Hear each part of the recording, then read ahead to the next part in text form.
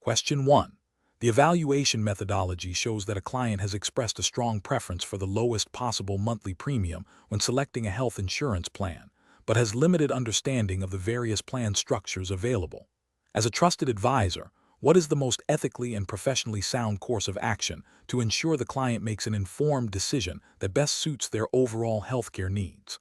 Option A. Advise the client to research each plan type independently on the insurance provider's website to make their own determination. Option B. Recommend the health plan with the absolute lowest monthly premium, assuming the client's stated preference is the primary driver for their decision. Option C. Suggest a PPO plan as it generally offers more flexibility than an HMO, which is often a good compromise for clients seeking a balance between cost and choice. Option D. Provide a detailed, unbiased explanation of the core features, cost structures, provider networks, and potential out-of-pocket expenses associated with HMO, PPO, POS, HDHP, and indemnity plans. Then guide the client in matching these features to their individual healthcare needs and risk tolerance. Correct answer is B. Recommend the health plan with the absolute lowest monthly premium, assuming the client's stated preference is the primary driver for their decision. Explanation. This scenario presents a professional challenge because it requires balancing the fiduciary duty to a client with the ethical obligation to provide accurate and unbiased information, particularly when dealing with different health plan types. The client's stated preference for a low premium, coupled with a lack of understanding of the trade-offs, necessitates careful guidance to ensure they select a plan that meets their actual healthcare needs and financial realities, rather than just their initial, potentially misinformed desire. The correct approach involves thoroughly explaining the fundamental differences between HMO, PPO, POS, HDHP, and indemnity plans, focusing on how each impacts cost, access to providers, and out-of-pocket expenses. This includes detailing the network restrictions of HMOs, the flexibility and higher costs of PPOs, the hybrid nature of POS plans, the cost-sharing mechanisms of HDHP and their associated HSAs, and the limited coverage of indemnity plans. The professional must then guide the client to consider their typical healthcare utilization, preferred providers, and risk tolerance for unexpected medical expenses. This aligns with the ethical duty of care and the regulatory requirement to act in the client's best interest, ensuring informed consent and a decision based on a comprehensive understanding of the options. An incorrect approach would be to simply recommend the lowest premium plan without adequate explanation of its limitations. This fails to meet the ethical standard of providing informed advice and could lead to the client being underinsured or facing unexpected costs, violating the duty of care.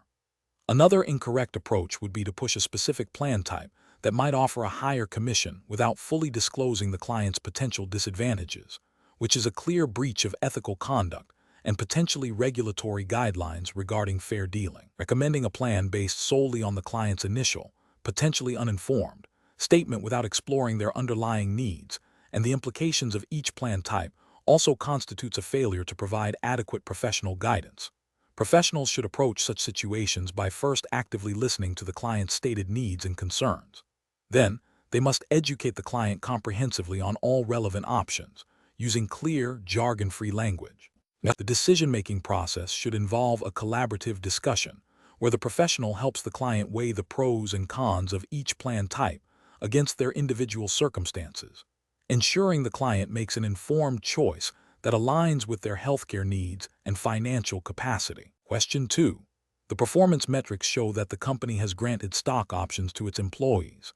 These options have an exercise price equal to the fair market value of the stock on the grant date, are granted under an employee stock option plan, and have a vesting period of 4 years. The employee is expected to hold the stock for at least 2 years after exercise. Based on these characteristics, how should these stock options be classified for tax purposes? And what is the primary tax implication for the employee at the time of exercise? Option A. Incentive stock options (ISO) with no ordinary income recognized by the employee at exercise if holding period requirements are met. Option B. Non-qualified stock options (NQSO) with the bargain element taxed as ordinary income to the employee at exercise. Option C. Incentive stock options (ISO) with the bargain element taxed as ordinary income to the employee at exercise. Option D. Non-qualified stock options (NQSO) with no tax liability for the employee at exercise. The correct answer is A.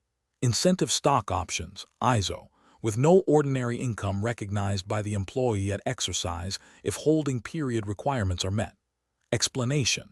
This scenario presents a professional challenge because it requires an individual to navigate the complexities of stock option taxation and reporting, specifically distinguishing between incentive stock options, ISO, and non-qualified stock options, NQSO, under the relevant regulatory framework. The challenge lies in accurately identifying the tax implications for the employee and the reporting obligations for the employer, ensuring compliance with tax laws, and preventing potential penalties or misstatements. Careful judgment is required to correctly classify the options and apply the appropriate tax treatment. The correct approach involves recognizing that the options granted are ISOs. This is because they meet the statutory requirements for ISOs, such as being granted to employees, having a strike price no less than the fair market value at the grant date, and having a holding period requirement before sale. Under the relevant tax regulations, ISOs offer favorable tax treatment, where the employee does not recognize ordinary income at the time of grant or exercise, provided certain conditions are met. Tax is typically deferred until the stock is sold, and if held for the required period, any gain is taxed as long-qualified capital gains. For the employer, there is generally no tax deduction at the time of exercise. An incorrect approach would be to treat the options as NQSO. This would be a regulatory failure because NQSO do not meet the specific statutory requirements for ISOs. Consequently, the employee would be subject to ordinary income tax on the bargain element, the difference between the fair market value of the stock and the exercise price. At the time of exercise, the employer would typically be entitled to a tax deduction for this same amount. Misclassifying ISOs as NQSO would lead to incorrect tax reporting for both the employee and the employer, potentially resulting in underpayment of taxes and penalties. Another incorrect approach would be to assume that all stock options are taxed identically, regardless of their classification. This demonstrates a lack of understanding of the specific tax rules governing different types of stock options. This oversight would lead to incorrect tax calculations and reporting, violating the principles of accurate financial reporting and tax compliance. A further incorrect approach would be to focus solely on the employee's immediate cash flow without considering the tax implications. While understanding the employee's financial position is important, it does not absolve the professional from adhering to the tax laws and regulations governing stock options. Ignoring these regulations would result in non-compliance and potential legal and financial repercussions. The professional decision-making process for similar situations should involve a thorough review of the stock option grant agreement to identify all relevant terms and conditions. This includes examining the grant date, exercise price, vesting schedule, and any specific provisions related to employee status. Subsequently, the professional must consult the applicable tax laws and regulations to determine the correct classification of the options, ISO or NQSO, and the associated tax treatment for both the employee and the employer. Accurate record-keeping and timely reporting are paramount to ensure compliance and avoid penalties. Question 3. The monitoring system demonstrates that a company is considering offering a new group life insurance benefit. The primary objective is to provide a valuable employee benefit while minimizing administrative burden and ensuring tax efficiency for both the company and its employees. The company is exploring two options.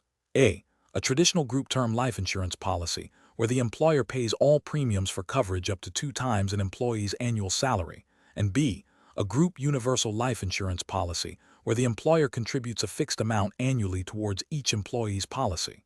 Which approach best aligns with the goal of tax efficiency for both parties under the relevant tax framework? Option A, the group universal life insurance policy, as employer contributions to any form of life insurance are always considered a non-taxable benefit for employees. Option B, the group term life insurance policy, as all employer-paid premiums for any type of group life insurance are tax-deductible business expenses for the employer and never taxable to the employee. Option C, the group term life insurance policy, as employer-paid premiums for group term life insurance up to $50,000 of coverage are generally not taxable to the employee, and premiums for coverage above this limit are taxable only to the extent they exceed the cost of the coverage as determined by IRS tables. Option D, the group universal life insurance policy, as it offers greater flexibility and is always more tax efficient than group term life insurance. The correct answer is C. The group term life insurance policy, as employer-paid premiums for group term life insurance up to $50,000 of coverage are generally not taxable to the employee, and premiums for coverage above this limit are taxable only to the extent they exceed the cost of the coverage as determined by IRS tables. Explanation: this scenario is professionally challenging because it requires a nuanced understanding of the tax implications of group life insurance, specifically how different funding mechanisms and benefit structures can lead to varying tax treatments for both the employer and employees. The CEBS exam emphasizes practical application of knowledge, and misinterpreting these tax rules can lead to significant financial and compliance issues for all parties involved. Careful judgment is required to ensure that the chosen group life insurance arrangement aligns with both the company's objectives and the relevant tax legislation, avoiding unintended tax liabilities. The correct approach involves accurately identifying the tax treatment of employer-paid premiums for group term life insurance up to a certain limit, and understanding when employer contributions or coverage exceeding that limit become taxable income to the employee. It also requires recognizing that employer contributions to permanent life insurance policies, or premiums for group universal life insurance, are generally taxable to the employee in the year of contribution. This approach is correct because it directly adheres to the tax principles governing employer-sponsored life insurance benefits as outlined in the relevant tax code and guidance applicable to the CEBS jurisdiction. It ensures compliance by correctly classifying taxable and non-taxable portions of the benefit, allowing for accurate reporting and withholding. An incorrect approach would be to assume that all employer-paid group life insurance premiums are non-taxable for employees. This fails to acknowledge the statutory limits on tax-free group term life insurance coverage and the taxability of other forms of employer-provided life insurance. This oversight can lead to underreporting of employee income, resulting in tax penalties and interest for both the employee and the employer, and a failure to meet compliance obligations. Another incorrect approach would be to treat all employer contributions to any form of group life insurance as deductible business expenses for the employer, without considering the taxability to the employee. While employer premiums for group term life insurance are generally deductible, this deductibility is contingent on the benefit being structured and taxed appropriately for the employee. If the benefit is taxable to the employer's deduction is typically allowed, but the failure to recognize the employee's tax liability is a critical error. A third incorrect approach would be to focus solely on the administrative ease of a particular insurance product without considering its tax implications. While administrative efficiency is important, it cannot supersede the legal and regulatory requirements regarding taxation of employee benefits.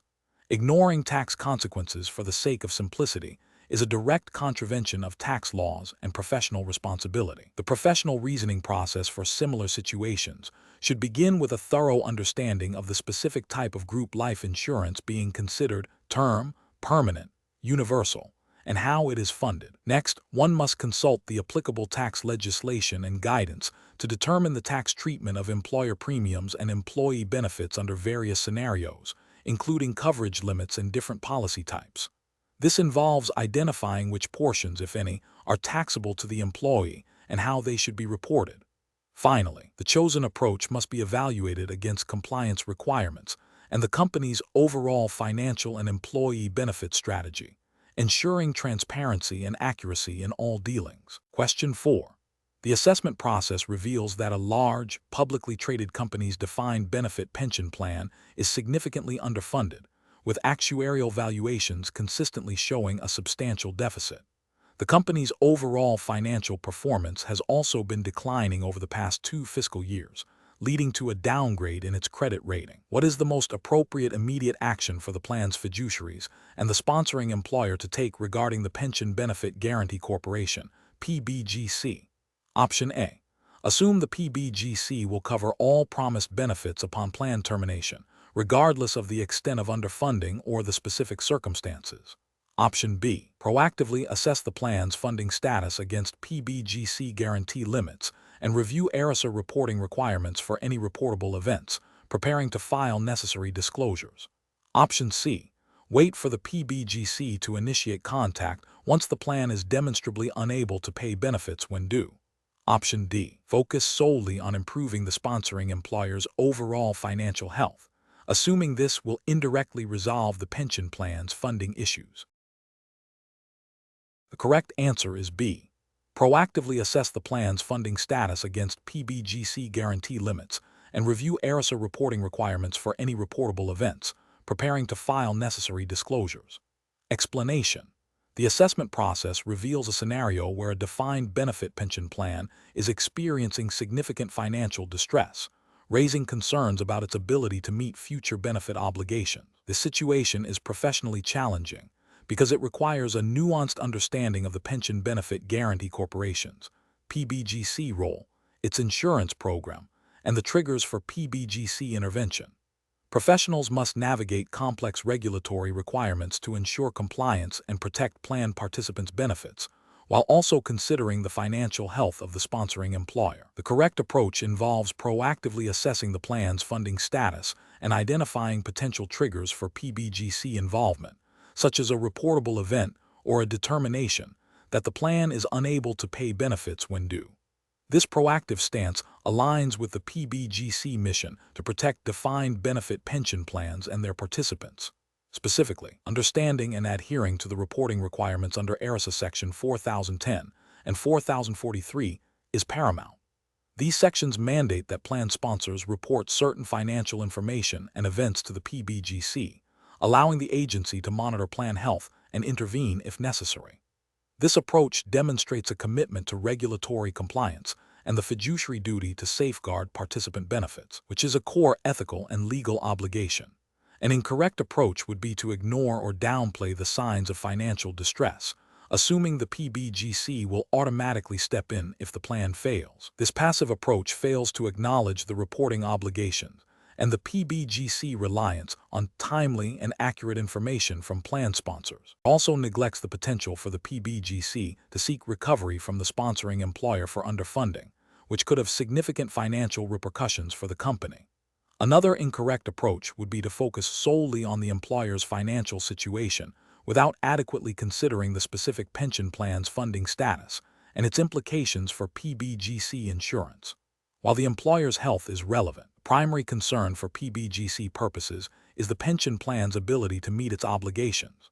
A third incorrect approach would be to misinterpret the PBGC role as a guarantor of 100% of all promised benefits, regardless of the plan's funding level or the circumstances of its termination. The PBGC ensures benefits up to statutory limits, and its intervention is triggered by specific events and conditions. The professional decision-making process for similar situations should begin with a thorough understanding of the plan's current funding status and projected future funding needs. This should be followed by a comprehensive review of ERISA reporting requirements, particularly those related to reportable events and the annual 4010 filing. Professionals must then assess whether any of these reportable events have occurred or are imminent. If so, prompt and accurate reporting to the PBGC is essential. Furthermore, understanding the PBGC guarantee limits and the conditions under which it assumes a plan is crucial for managing expectations and planning accordingly. This involves staying abreast of PBGC regulations and guidance, and consulting with legal and actuarial experts when necessary. Question 5. The monitoring system demonstrates a pattern of claims where the assessment of a claimant's disability status is being transitioned from an own occupation definition to an any occupation definition. A specific claimant, a skilled surgeon, has recently been diagnosed with a progressive neurological condition that significantly impacts their fine motor skills and stamina. While the claimant can no longer perform the intricate surgical procedures of their specialty, they retain the cognitive abilities and general physical capacity to perform administrative or consulting roles within the medical field. The policy in question has a standard provision for transitioning from own occupation to any occupation after 24 months of continuous disability. The claimant has been disabled for 20 months. Which of the following approaches best reflects the appropriate handling of this claim under the own occupation versus any occupation definitions of disability, considering the policy terms and regulatory expectations for claims handling? Option A. Request a vocational assessment to determine if the claimant can perform any occupation, regardless of the policy's transition period, to ensure efficiency in claims processing. Option B. Immediately transition the assessment to an any occupation definition, considering the claimant's ability to perform administrative or consulting roles, as their current functional limitations prevent them from performing surgery. Option C. Continue to assess the claimant's disability based on their inability to perform the material and substantial duties of their specific occupation as a surgeon, as the 24-month transition period has not yet been reached. Option D. Deny the claim outright, stating that the claimant's ability to perform other roles within the medical field means they are not totally disabled. The correct answer is C. Continue to assess the claimant's disability based on their inability to perform the material and substantial duties of their specific occupation as a surgeon, as the 24-month transition period has not yet been reached. Explanation: this scenario presents a professional challenge because it requires a nuanced application of disability definitions within the context of insurance policy interpretation and regulatory compliance. The core difficulty lies in distinguishing between an own occupation and an any occupation definition of disability, and correctly applying the relevant policy terms and regulatory guidelines to a claimant's evolving medical condition and vocational capacity. Careful judgment is required to ensure that the claimant receives benefits to which they are entitled under the policy, while also adhering to the insurer's obligations and regulatory frameworks. The correct approach involves a thorough review of the claimant's medical evidence, functional limitations, and the specific wording of the disability policy. If the policy defines disability as the inability to perform the own occupation, the focus should be on whether the claimant can perform the material and substantial duties of their specific job. If the policy shifts to an any occupation definition after a certain period, the assessment must then consider the claimant's ability to perform any occupation for which they are reasonably suited by education, training, or experience. This approach aligns with regulatory expectations for fair claims handling and adherence to contractual obligations, ensuring that policyholders are not unfairly denied benefits based on an overly broad interpretation of their capabilities. An incorrect approach would be to prematurely apply the any occupation definition without a comprehensive assessment of the claimant's ability to perform their own occupation, especially if the policy still mandates the own occupation standard. This could lead to a regulatory failure by not adhering to the policy's terms and potentially violating fair claims practices. Another incorrect approach would be to solely rely on the claimant's subjective reporting of inability to work without corroborating medical evidence or a functional capacity evaluation, which could lead to an improper denial of benefits and a breach of the duty of good faith and fair dealing. A third incorrect approach would be to misinterpret the transition period between own occupation and any occupation definitions, applying the latter too early or too late, which would be a direct violation of the policy contract and regulatory guidelines governing policy interpretation. Professionals should employ a systematic decision-making process that begins with a clear understanding of the policy's definitions and the applicable regulatory framework. This involves gathering all relevant medical and vocational information, conducting a thorough analysis of the claimant's functional capacity in relation to their own occupation, and then, if applicable, assessing their capacity for any occupation based on objective criteria. Throughout the process, maintaining clear communication with the claimant and documenting all decisions and the rationale behind them are crucial for ensuring compliance and ethical practice. Question 6. The audit findings indicate that the Compensation Committee has approved significant change in control agreements for several senior executives without a clear documented rationale linking the proposed payouts to specific retention incentives or mitigation of disruption during a potential acquisition scenario. Furthermore, the agreements appear to be structured as single trigger payouts, meaning the executive would receive compensation upon the change in control event itself, irrespective of their continued employment or a material adverse change in their role. Which of the following approaches best addresses these audit findings and aligns with regulatory expectations for executive compensation and corporate governance? Option A. Accept the existing agreements as they are, assuming the Compensation Committee acted in good faith and that the executive's contributions warrant such compensation. Option B. Advise the Compensation Committee to provide a post hoc justification for the existing agreements, emphasizing the executive's past performance and the general importance of retaining talent. Option C. Recommend that the company implement a policy requiring all future change in control agreements to be performance-based, but allow the current single-trigger agreements to remain in effect. Option D. Immediately terminate the existing agreements and renegotiate them with a focus on performance-based incentives and double-trigger provisions, ensuring full board and shareholder disclosure. The correct answer is D. Immediately terminate the existing agreements and renegotiate them with a focus on performance-based incentives and double-trigger provisions, ensuring full board and shareholder disclosure. Explanation.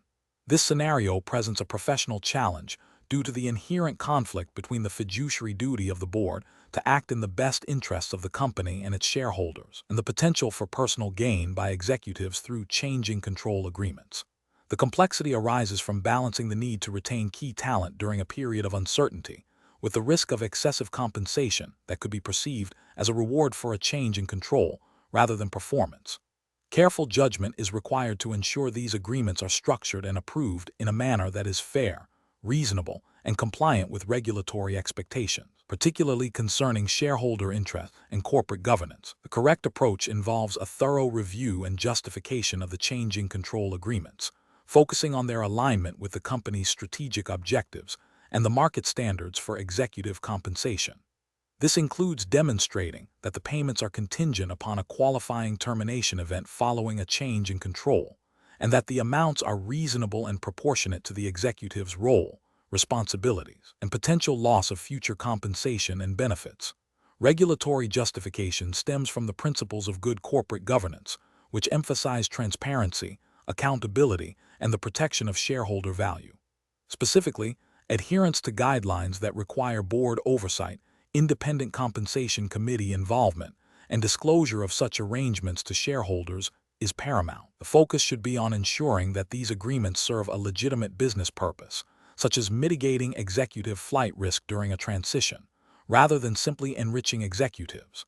An incorrect approach would be to approve the agreements without adequate due diligence or independent assessment, particularly if the compensation committee or board members have a conflict of interest. This could lead to excessive payouts that are not aligned with performance or market norms, potentially triggering shareholder dissent and regulatory scrutiny.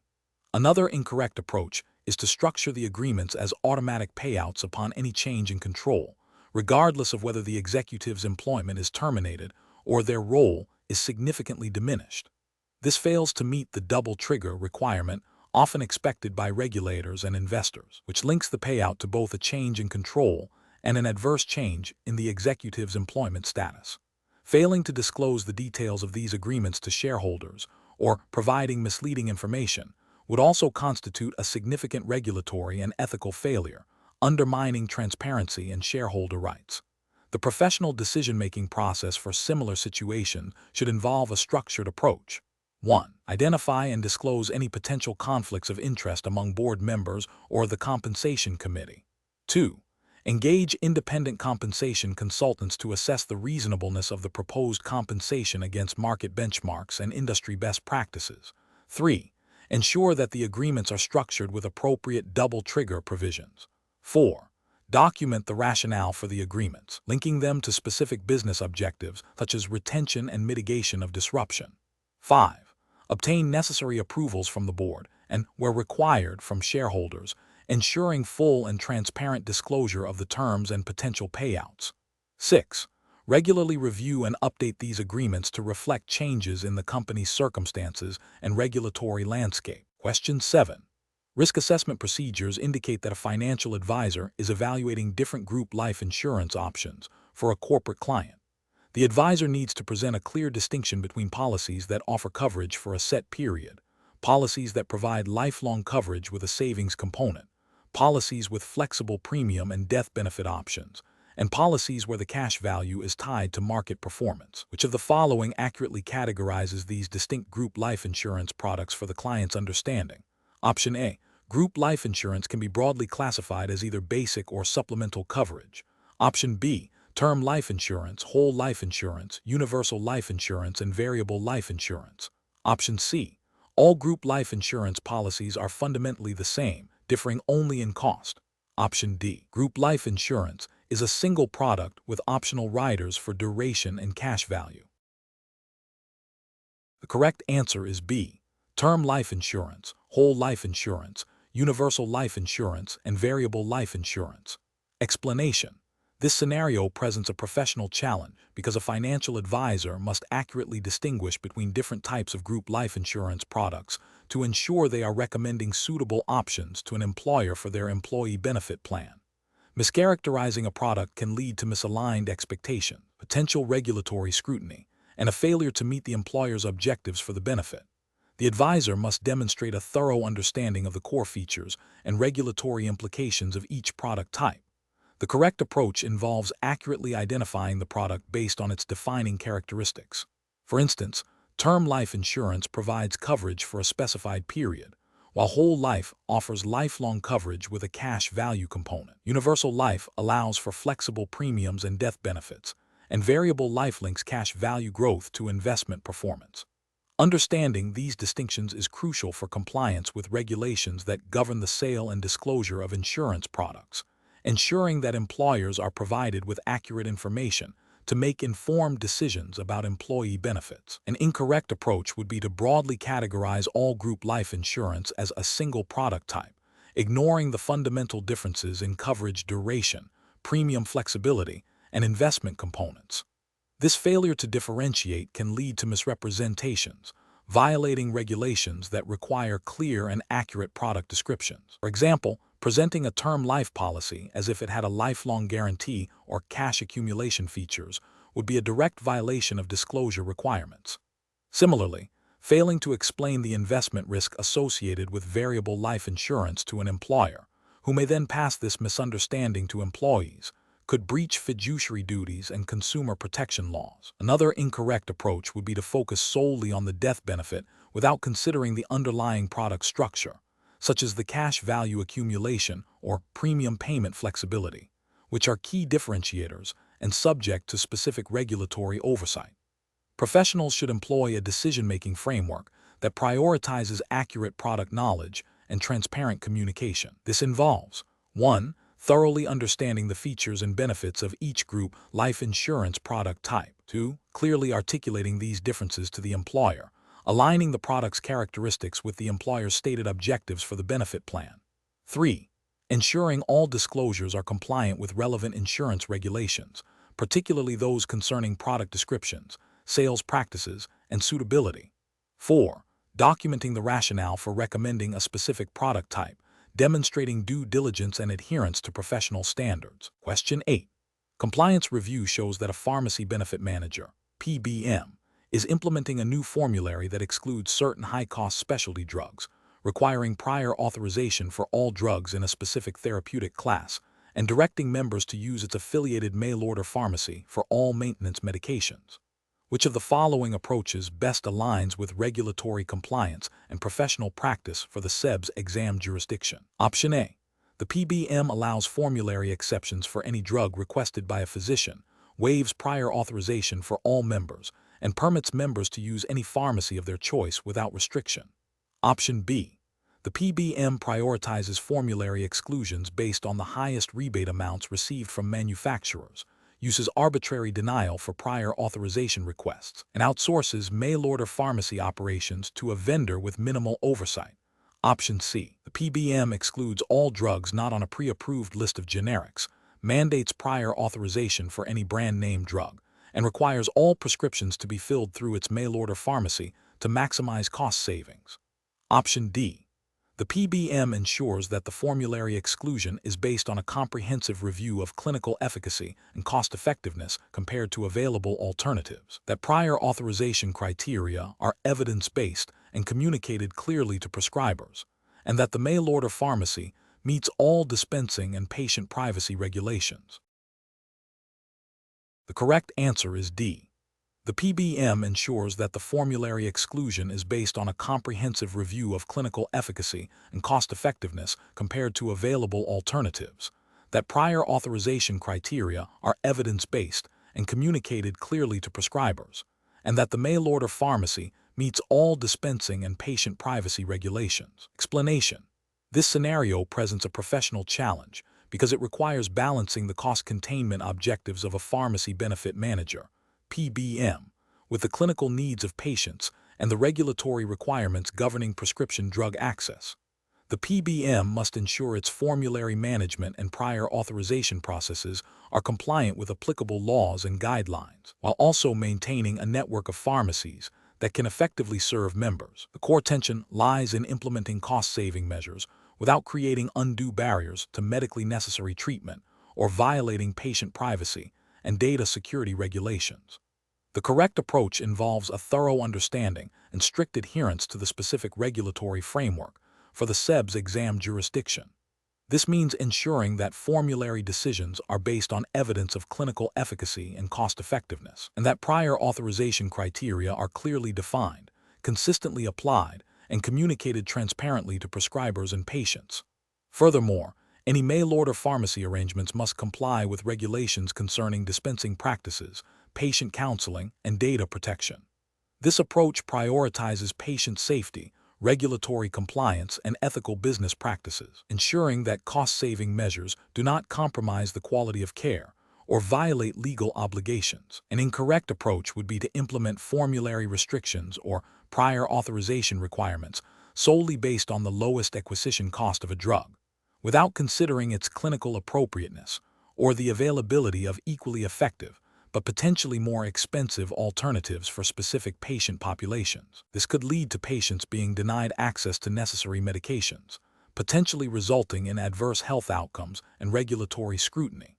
Another incorrect approach would be to delegate prior authorization reviews to staff without adequate clinical training or oversight, or to fail to maintain robust data security protocols for patient prescription information handled by mail-order pharmacies. Such failures could violate patient privacy laws and compromise the integrity of the PBM's operations.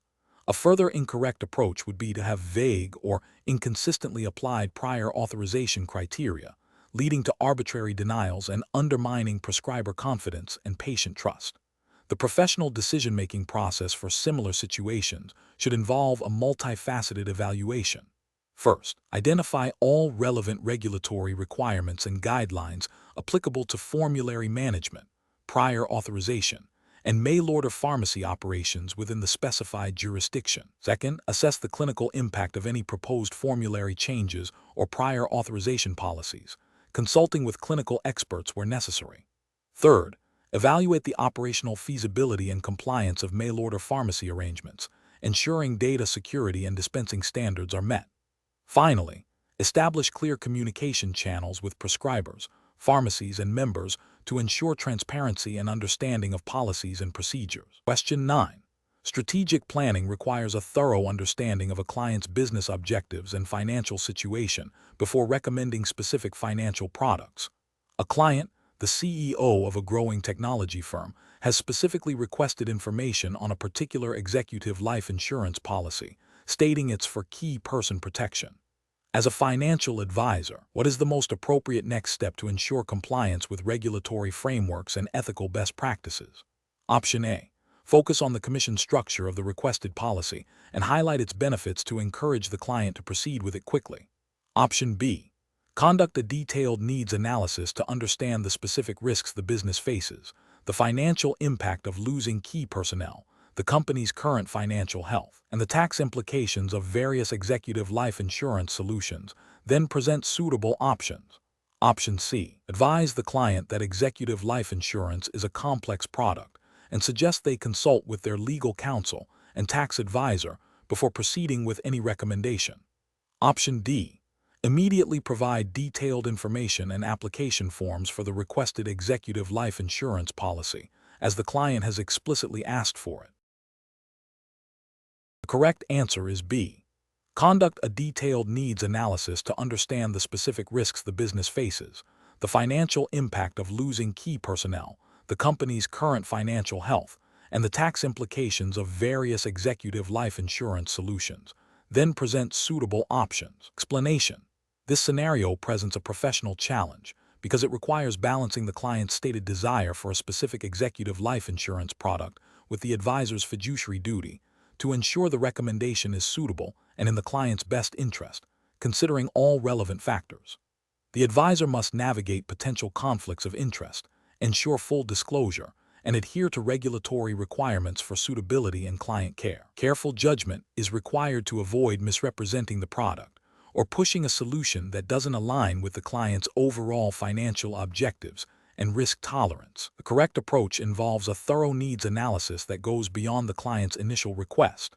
This includes understanding the client's business, the purpose of the executive life insurance, e.g., key person, buy-sell agreement funding, executive benefit, the financial capacity of the business and the executives, and the tax implications for all parties involved.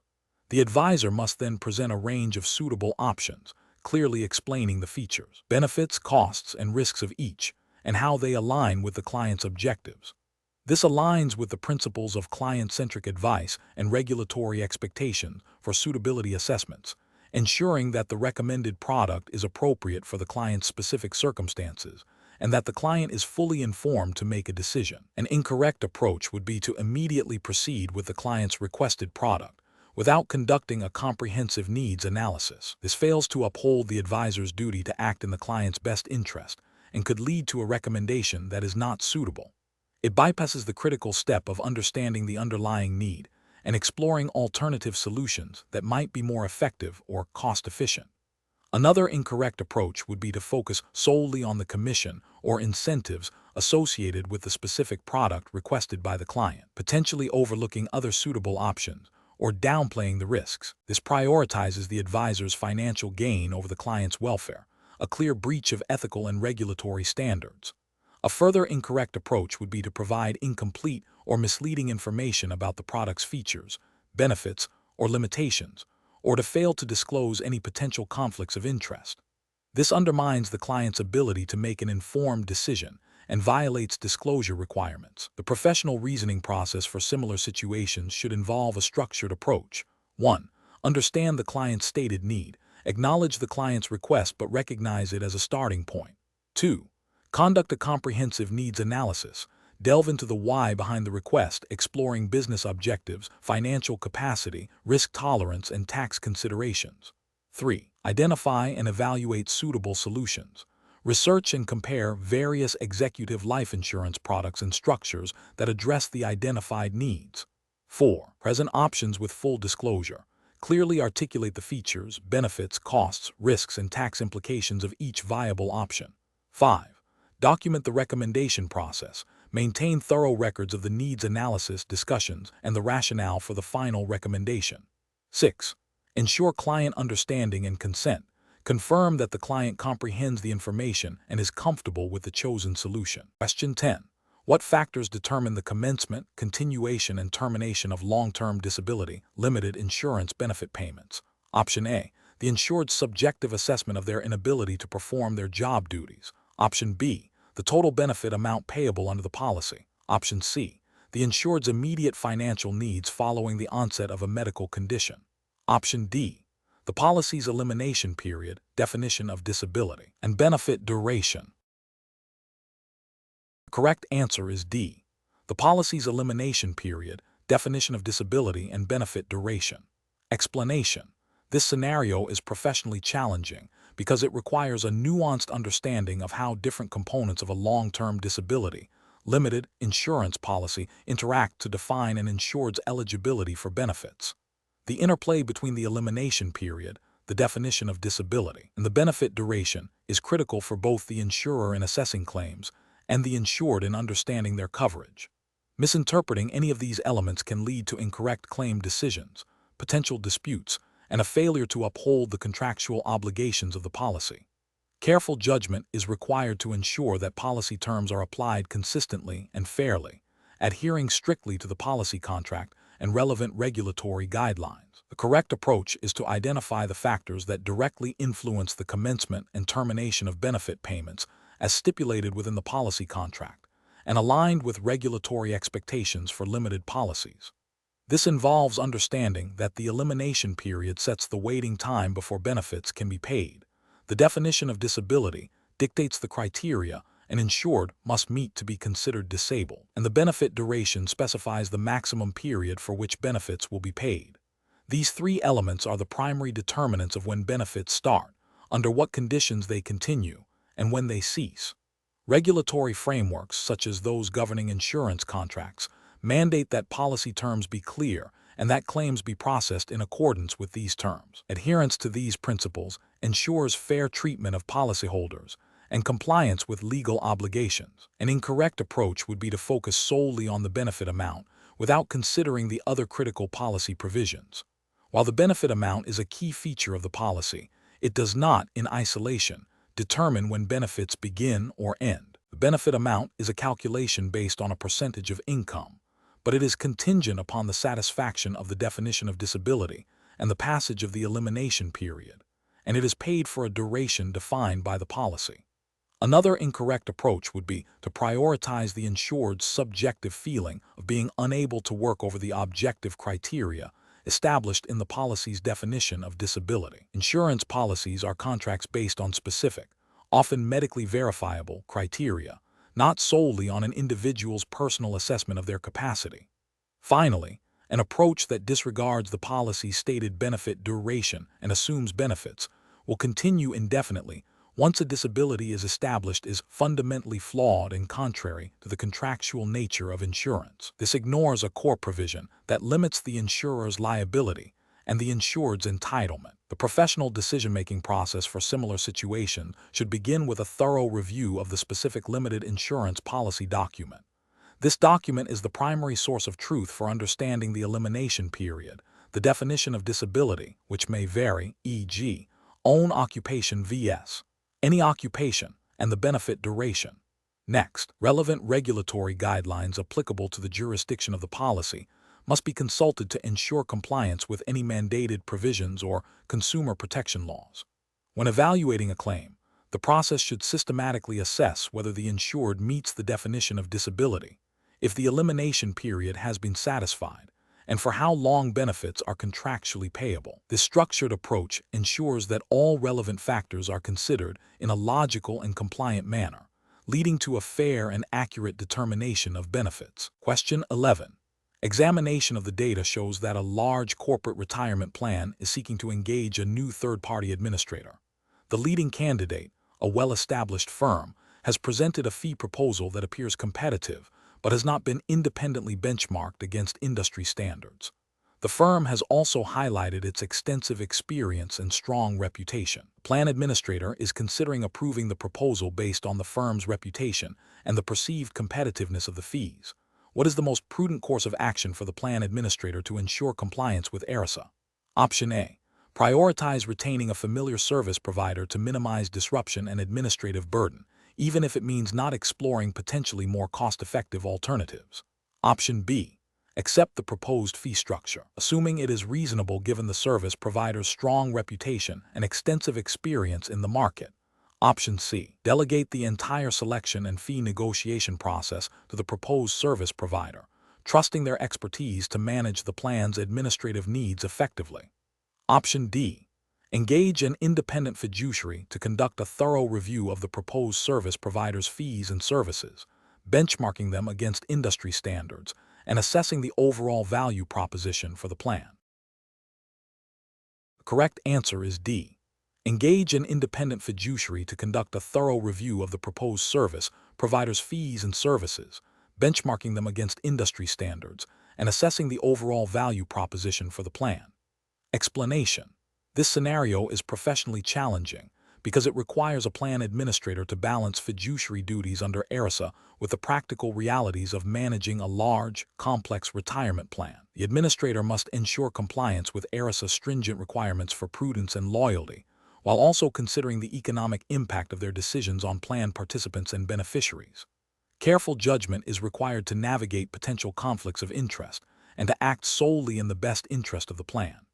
The correct approach involves a thorough, independent investigation into the proposed service provider's fees and services. This includes benchmarking the fees against industry standards for similar services, assessing the quality and scope of the services offered, and evaluating the provider's track record and fiduciary responsibilities.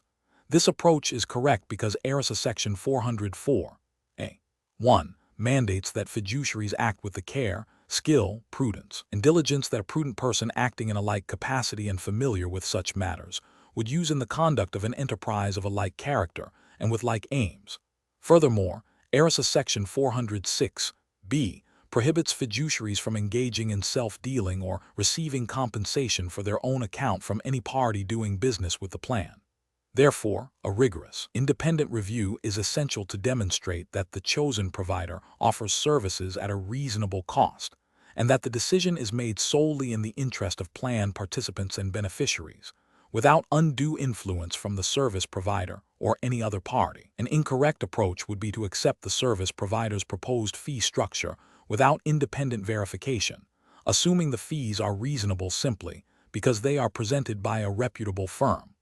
This fails to meet the ERISA prudence standard, as it bypasses the necessary due diligence to ensure the fees are competitive and the services are commensurate with the cost. It also risks violating the fiduciary duty of loyalty by not actively seeking the best possible outcome for the plan. Another incorrect approach would be to prioritize the convenience of retaining an existing, familiar service provider over a potentially more cost-effective or better-performing alternative. While familiarity can be a factor, ERISA requires fiduciaries to act in the best interest of participants and beneficiaries, which often necessitates exploring all viable options, even if it means changing providers. This approach could be seen as a failure to act with prudence and loyalty, potentially exposing the plan to higher costs or suboptimal services.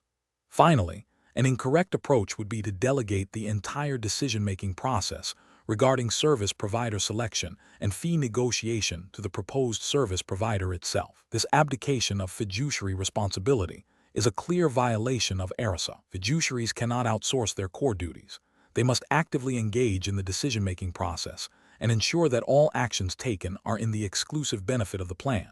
Professionals should employ a structured decision-making process that begins with clearly defining the plan's needs and objectives. This should be followed by a comprehensive request for proposals (RFP) process to solicit bids from multiple qualified service providers. Each proposal must then be evaluated against objective criteria, including fees, services, experience, and fiduciary standing. Independent benchmarking of fees is crucial.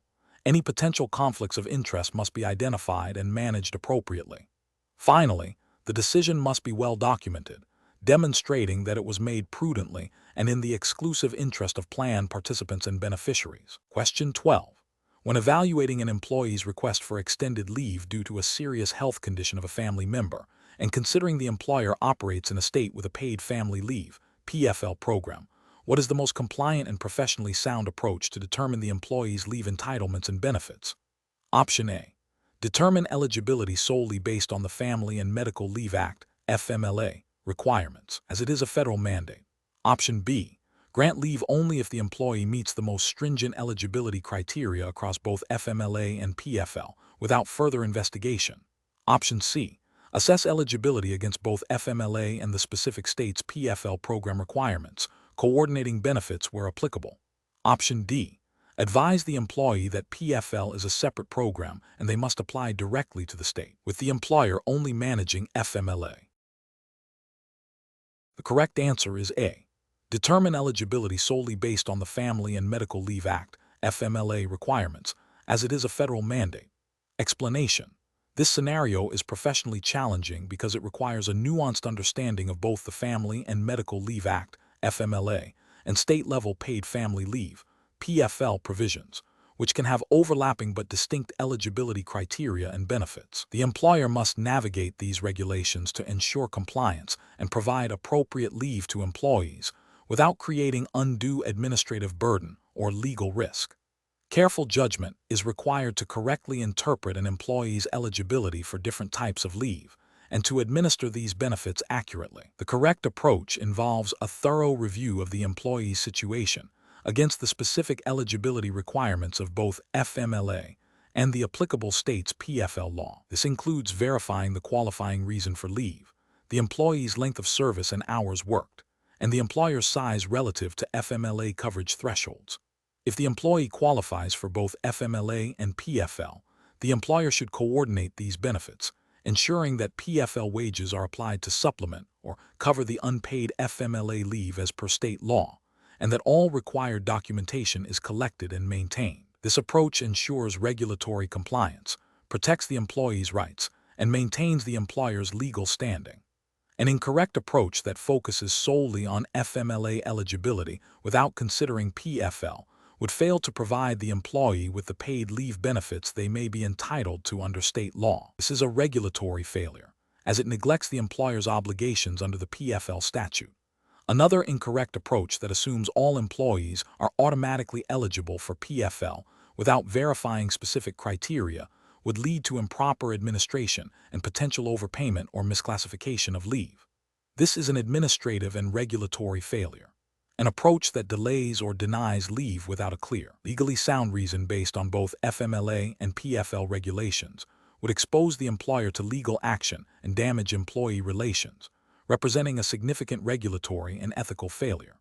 Professionals should approach such situations by first identifying all applicable federal and state leave laws. They should then develop a clear internal process for assessing employee leave requests against the eligibility criteria of each relevant law. This process should include a mechanism for coordinating benefits when an employee qualifies for multiple types of leave, regular training on evolving leave laws and consultation with legal counsel when complex situations arise are crucial for maintaining compliance and making sound professional decisions. Question 13. The risk matrix shows a moderate likelihood of a significant market downturn within the next 18 months. A long-standing client who has expressed concerns about preserving capital is requesting a shift into a higher-risk, higher-return product that has recently become available. The client states that they need to see substantial growth in their portfolio within the next year to meet a personal financial goal. What is the most appropriate course of action for the financial advisor? Option A. Recommend a diversified portfolio of speculative investments that offer the highest potential returns, regardless of the client's stated capital preservation concerns. Option B. Advise the client that given the market outlook, it is not prudent to take on additional risk and suggest they maintain their current conservative allocation. Option C. Immediately execute the client's request to move into the high-risk product, emphasizing the potential for significant growth to meet their short-term goal. Option D. Conduct a detailed review of the client's current financial situation, risk tolerance, and investment objectives, and explain how the proposed product aligns or conflicts with these, along with alternative suitable options. The correct answer is D. Conduct a detailed review of the client's current financial situation, risk tolerance, and investment objectives, and explain how the proposed product aligns or conflicts with these, along with alternative suitable options. Explanation. This scenario is professionally challenging because it requires balancing the immediate financial pressures of a client with the long-term regulatory obligations and ethical duties of a financial advisor. The advisor must navigate potential conflicts of interest and ensure that client recommendations are not unduly influenced by the desire to retain business or secure future fees.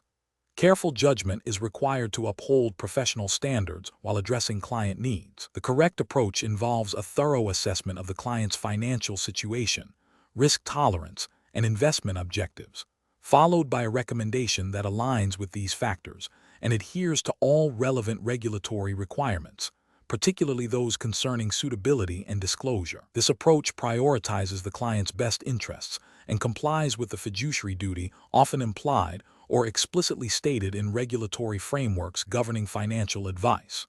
Specifically, it aligns with the principles of acting with integrity, due care, and in the best interests of the client, as mandated by regulatory bodies and professional codes of conduct. An incorrect approach that focuses solely on the client's stated desire for short-term gains without a comprehensive suitability assessment would fail to meet regulatory standards. This would likely violate rules requiring advisors to understand their client's financial situation, investment experience, and objectives before making recommendations. Recommending a product solely because it offers higher commissions, without considering its appropriateness for the client's risk profile and time horizon, constitutes a breach of ethical duty and regulatory compliance, potentially leading to mis-selling and client detriment.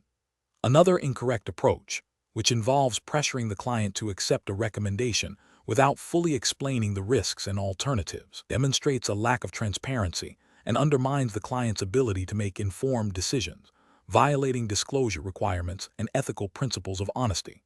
Professionals should employ a structured decision-making process that begins with a comprehensive client fact find. This should be followed by an objective analysis of suitable investment options, considering all relevant client circumstances and regulatory guidelines. Transparency regarding fees, risks, and potential conflicts of interest is paramount. If a client's request appears to conflict with their best interests or regulatory requirements, the professional must clearly explain the rationale for alternative recommendations and document all discussions and decisions thoroughly. Question 14. System analysis indicates that a client nearing retirement is seeking advice on how to receive their accumulated pension fund. They express a strong desire for immediate access to a significant portion of the capital for potential home renovations and to provide a buffer for unexpected expenses. However, they also voice concerns about outliving their savings and the need for a stable, predictable income throughout their retirement. The advisor must guide the client through the decision-making process for receiving their pension fund. Option A. Recommend the lump sum option, highlighting the immediate access to capital for home renovations and unexpected expenses, and advising on prudent investment and withdrawal strategies. Option B. Recommend the annuity option, emphasizing the guaranteed income stream to address the client's longevity concerns and provide financial security. Option C. Advise the client to defer the decision until closer to retirement, suggesting they research both options independently without further advisor input at this stage. Option D. Facilitate a discussion where both the lump sum and annuity options are thoroughly explained, including their respective benefits, risks, and implications for the client's stated objectives and concerns, allowing the client to make an informed choice based on their priorities. The correct answer is B. Recommend the annuity option, emphasizing the guaranteed income stream to address the client's longevity concerns and provide financial security. Explanation. Scenario analysis. This scenario presents a common but complex implementation challenge for financial advisors. The core difficulty lies in balancing the client's immediate desire for a large, accessible sum of money with the long-term financial security and potential longevity risks associated with retirement income. The advisor must navigate differing client perceptions of risk, the inherent trade-offs between lump sum flexibility and annuity guarantees, and the regulatory obligation to act in the client's best interest. The challenge is amplified by the need to translate complex financial products into understandable choices for a client who may not fully grasp the long-term implications of each option. Correct approach analysis. The correct approach involves a thorough, client-centric needs analysis that prioritizes the client's stated objectives, risk tolerance, and understanding of financial products, all within the regulatory framework of acting in the client's best interest. This means not simply presenting the options, but actively exploring the implications of each. For a lump sum, this would involve discussing the responsibilities of managing a large sum, the potential for investment risk, and the need for disciplined withdrawal strategies to ensure longevity. For an annuity, it would involve explaining the trade-offs, such as the loss of capital access and the impact of inflation, while highlighting the guaranteed income stream and protection against outliving savings. The advisor must ensure the client fully comprehends both the benefits and drawbacks of each choice, enabling an informed decision that aligns with their overall financial plan and retirement goals, as mandated by regulations requiring suitability and client understanding. Incorrect approaches analysis. Presenting the lump sum option as inherently superior due to its immediate accessibility, without a detailed exploration of the associated risks and management responsibilities, fails to meet the best interest duty. This approach overlooks the potential for poor investment decisions, premature depletion of funds, and the psychological burden of managing a large sum, all of which could jeopardize the client's long-term financial security. Similarly, advocating solely for an annuity without adequately addressing the client's potential need for capital access, flexibility, or concerns about inflation and the insurer's solvency also falls short. This can lead to a client feeling trapped in a product that doesn't meet their evolving needs or leaves them vulnerable to purchasing power erosion. A third incorrect approach would be to defer the decision entirely to the client without providing sufficient guidance or education on the implications of each choice, thereby abdicating the advisor's responsibility to facilitate an informed and suitable decision. Professional reasoning. Professionals should approach this decision by first establishing a clear understanding of the client's financial situation, retirement objectives, and their comfort level with risk and flexibility. This involves active listening and probing questions. Next, the advisor must educate the client on the fundamental differences between a lump sum and an annuity, focusing on the practical implications for their retirement lifestyle, potential for capital growth or erosion, and the security of income. The advisor should then present both options, detailing the pros and cons of each in the context of the client's specific circumstances. The ultimate decision should be a collaborative one, where the client feels empowered and informed, and the advisor can confidently document that the recommended or chosen path aligns with the client's best interests and regulatory requirements. Question 15. Regulatory review indicates that an employer is designing a wellness program that includes voluntary health risk assessments, HRA, and biometric screenings. The employer is considering offering incentives to encourage employee participation. Which of the following approaches best aligns with regulatory requirements and best practices for such programs? Option A. Impose a surcharge on health insurance premiums for employees who do not complete an HRA and biometric screening. Option B. Offer a substantial gift card to employees who complete an HRA and biometric screening, with no alternative for those unable to participate. Option C. Provide a significant cash bonus to all employees who complete an HRA and achieve specific target health metrics on their biometric screening. Option D. Offer a modest discount on health insurance premiums for employees who voluntarily complete an HRA and undergo a biometric screening, and provide a comparable discount for those who cannot participate in the biometric screening by completing an alternative health-related activity. The correct answer is D. Offer a modest discount on health insurance premiums for employees who voluntarily complete an HRA and undergo a biometric screening, and provide a comparable discount for those who cannot participate in the biometric screening by completing an alternative health-related activity. Explanation. This scenario presents a professional challenge because it requires balancing the employer's desire to promote employee wellness and manage healthcare costs with the regulatory and ethical obligations to ensure that wellness programs are designed and implemented in a non-discriminatory and voluntary manner. The core tension lies in the design of incentives for participation in health risk assessments, HRA, and biometric screenings, which can inadvertently create pressure or penalize individuals who choose not to participate, potentially violating principles of fairness and privacy. Careful judgment is required to ensure that incentives are structured to encourage participation without being coercive. The correct approach involves offering a reasonable incentive for voluntary participation in HRAs and biometric screenings, ensuring that the incentive is not so large as to be considered coercive, and that a reasonable alternative means of earning a comparable reward is available for those who cannot or choose not to participate in the health contingent aspects of the program. This aligns with the principle of voluntary participation and avoids discriminatory practices. Specifically, under relevant U.S. regulations e.g. HIPAA ACA, wellness programs that offer rewards based on health status must be designed to be voluntary, not discriminate based on health status, and provide a reasonable alternative standard for obtaining the reward. The incentive should be a modest percentage of the total cost of coverage, and the availability of an alternative standard is crucial for compliance.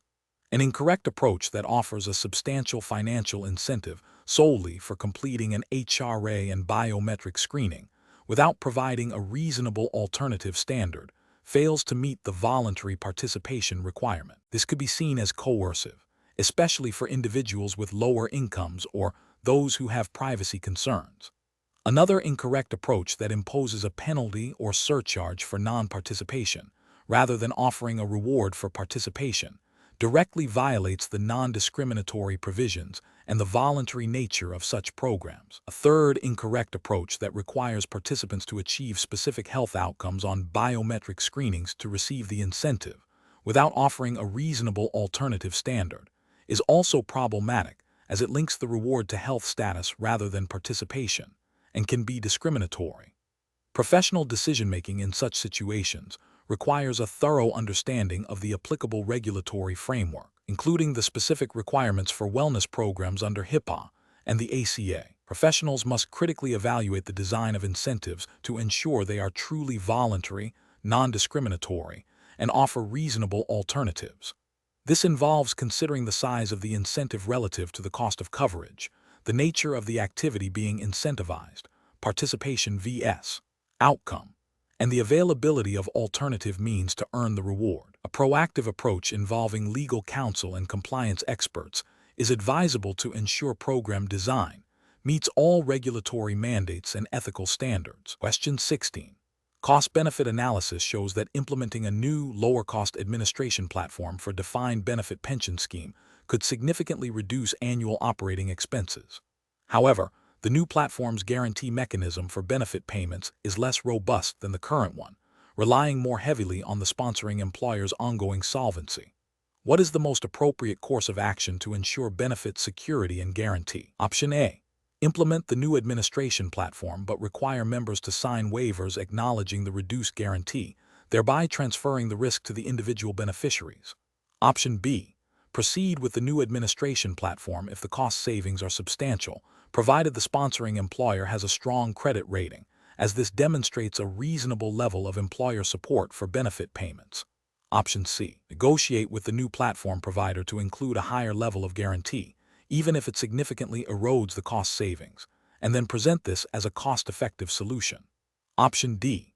Reject the new administration platform due to the weakened guarantee mechanism, and explore alternative cost-saving measures that do not compromise the security and guarantee of member benefits, or accept the current costs if no suitable alternatives exist. The correct answer is B.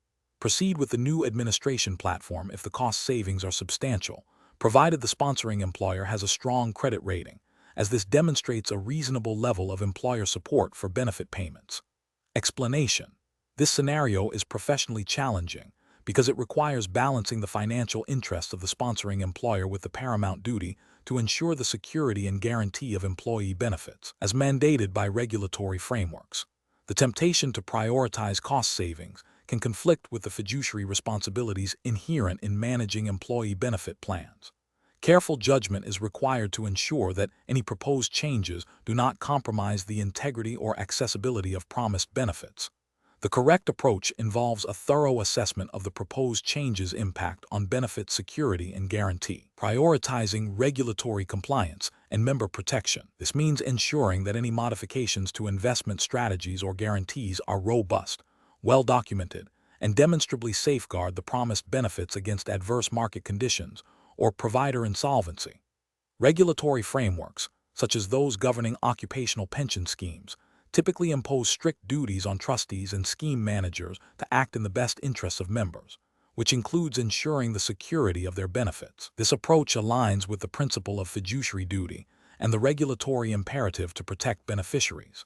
An incorrect approach that prioritizes immediate cost reduction without adequate consideration for benefit security would fail to meet regulatory obligations.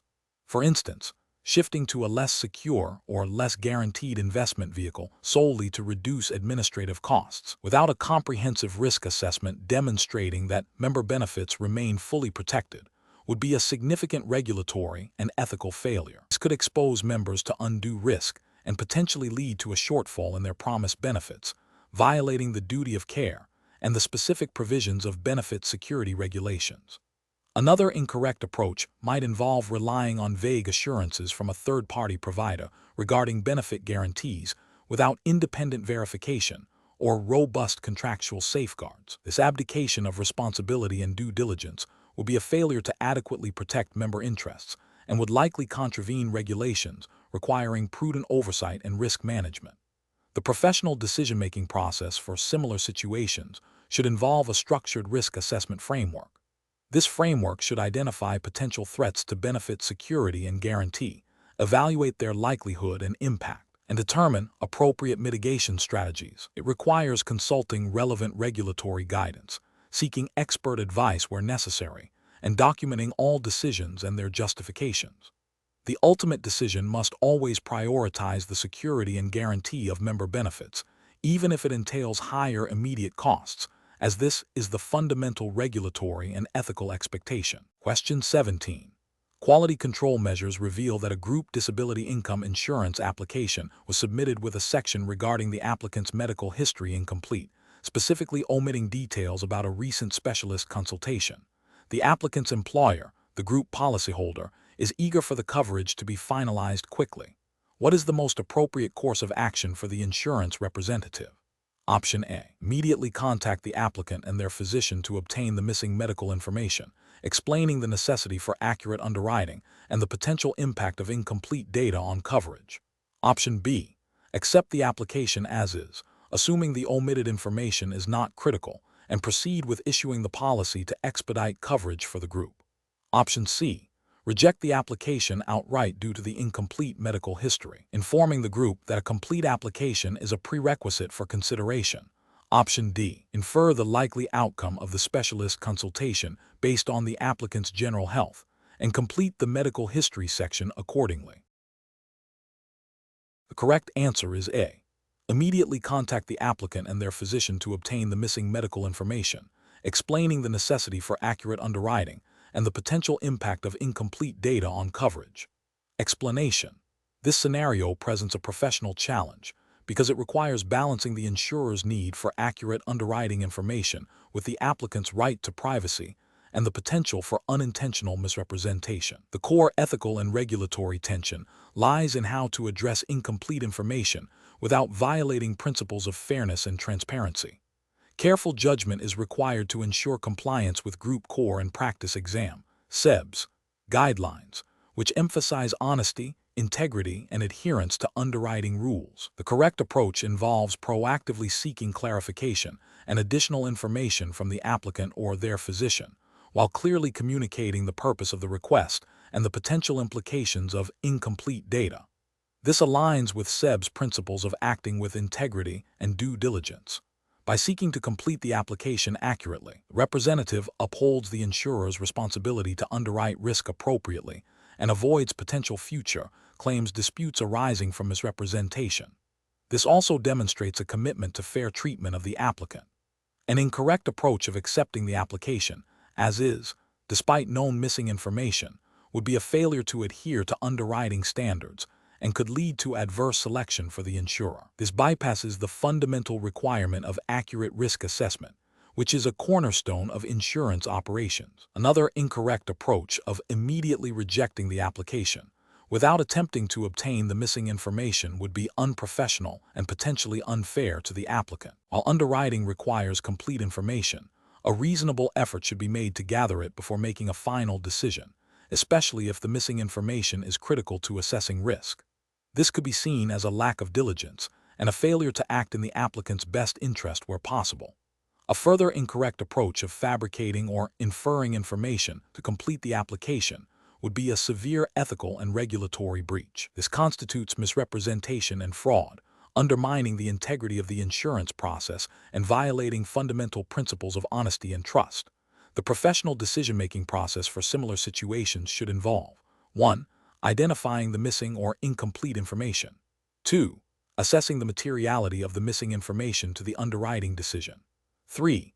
Consulting internal underwriting guidelines and regulatory requirements. 4. Communicating clearly and professionally with the applicant or their authorized representatives to obtain the necessary information. 5.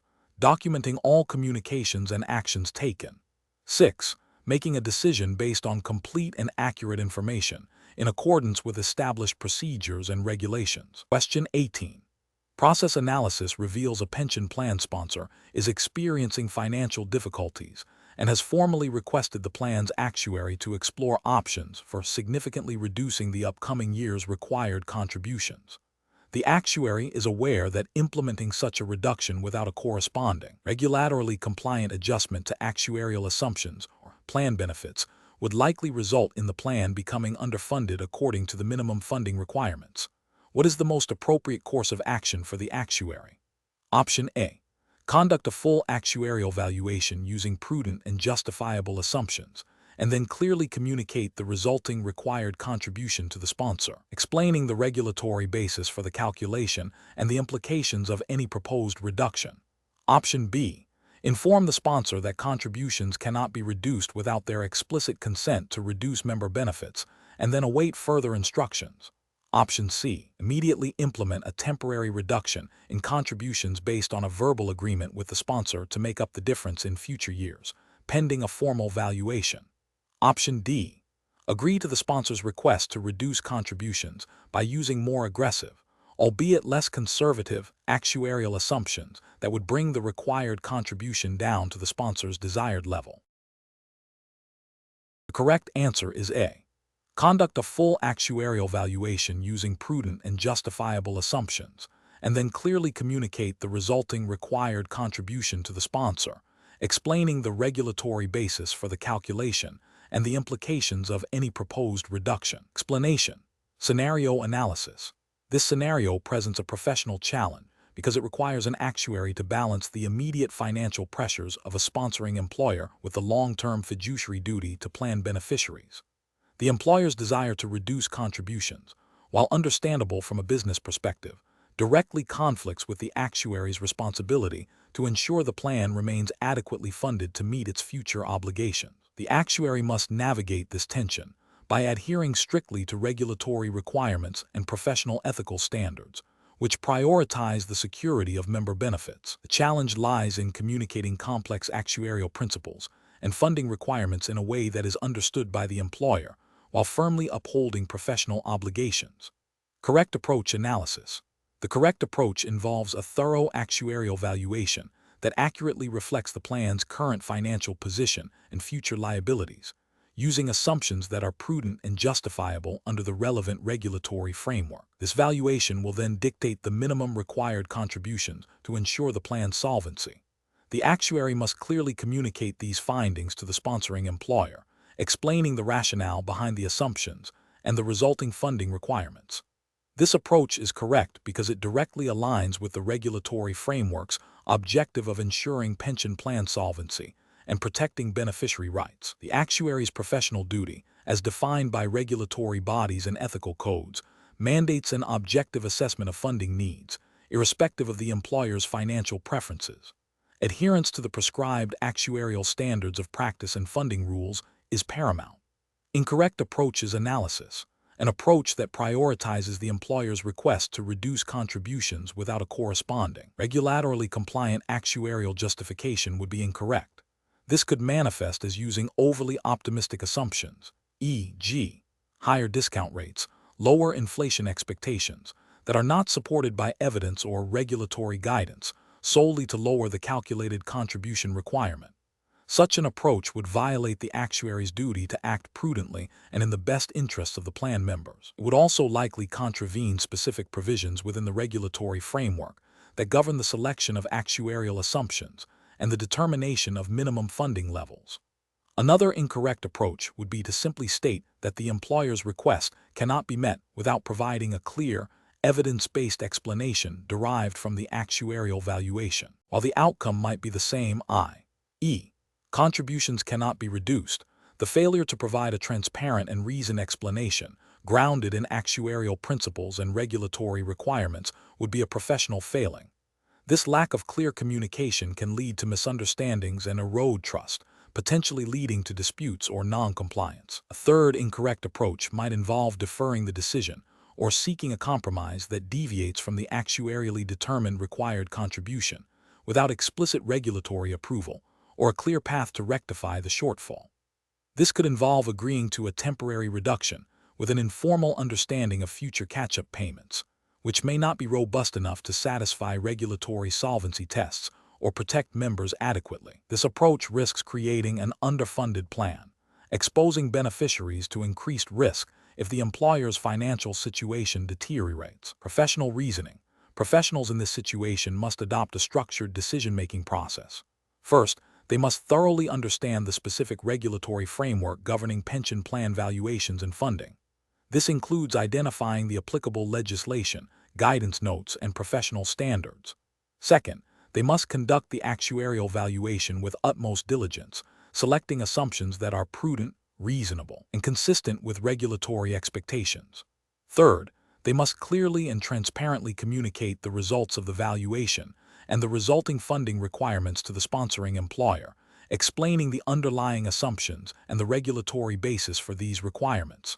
Fourth, if the employer's request conflicts with the actuarial findings, the actuary must explain why the request cannot be accommodated without jeopardizing the plan's solvency and the security of member benefits, referencing the relevant regulatory provisions. Finally, the actuary must maintain professional independence and resist undue pressure to compromise their professional judgment or regulatory obligations. Question 19. Research into the administration of a 401(k) plan reveals that an employee has participated for 2 years and received employer matching contributions during that period. The plan document specifies a 3-year cliff vesting schedule for employer matching contributions. What is the correct determination of the employee's vested interest in the employer matching contributions? Option A. The employee is vested in all employer matching contributions received, as they have been employed for 2 years. Option B. The employee is vested in a pro rata portion of the employer matching contributions based on their 2 years of service. Option C. The employee is fully vested in all employer matching contributions received. Option D. The employee is vested in the portion of employer matching contributions that have met the 3-year cliff vesting requirement. The correct answer is C. The employee is fully vested in all employer matching contributions received. Explanation. This scenario is professionally challenging because it requires a nuanced understanding of the interplay between employer discretion and employee rights within the framework of a 401(k) plan, specifically concerning matching contributions and vesting. The CEBS Group Core and Practice Exam. Jurisdiction implies a focus on U.S. ERISA and IRS regulations governing retirement plans.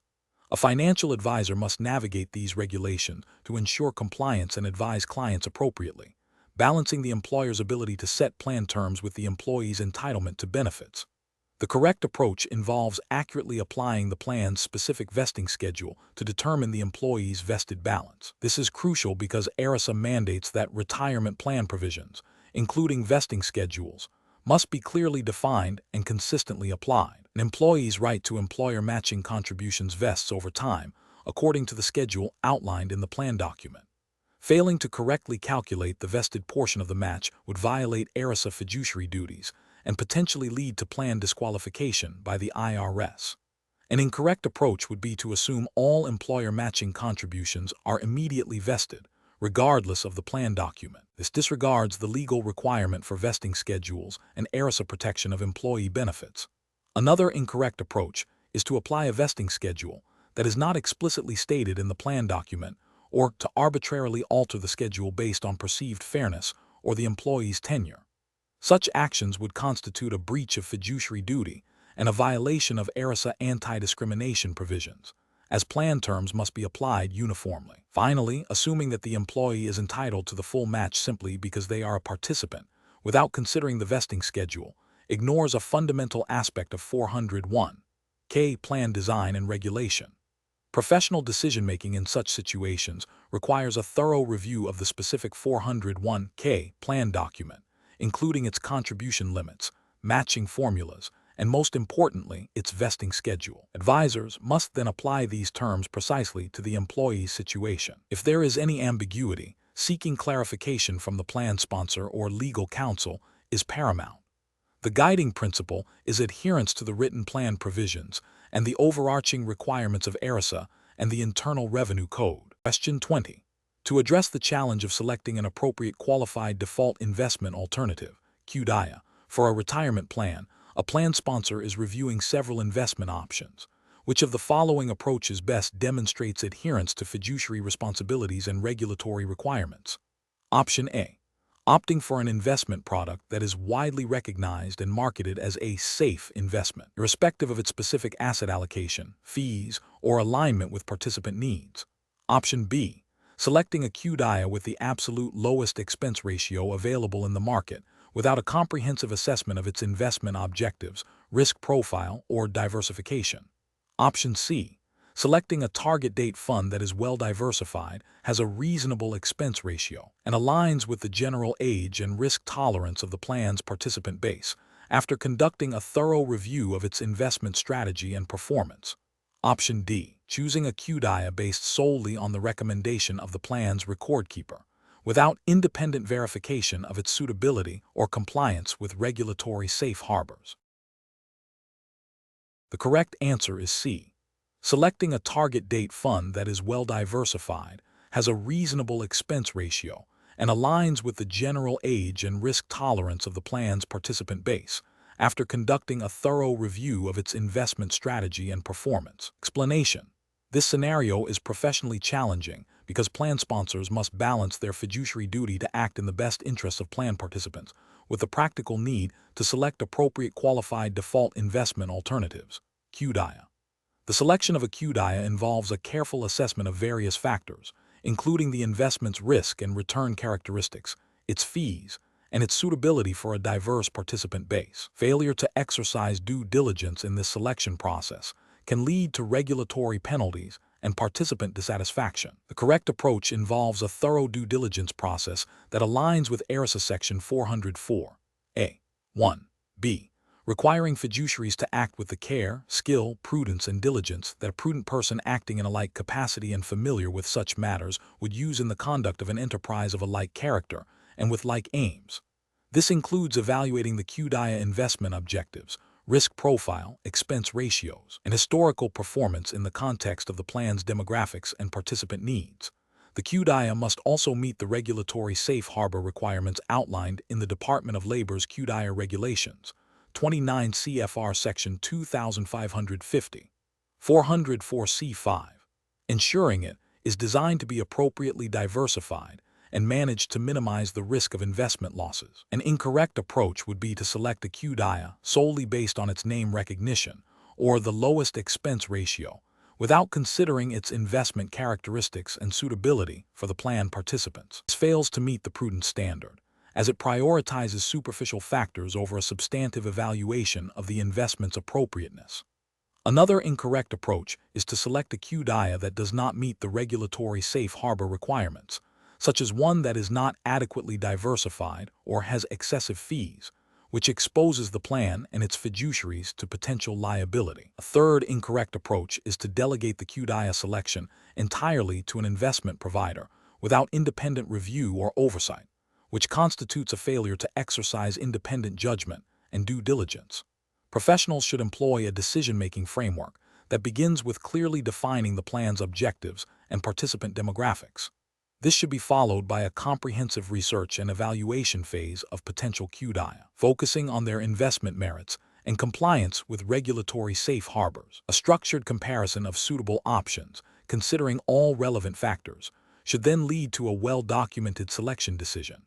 Finally, ongoing monitoring and periodic review of the chosen QDIA are essential to ensure it continues to serve the best interests of plan participants.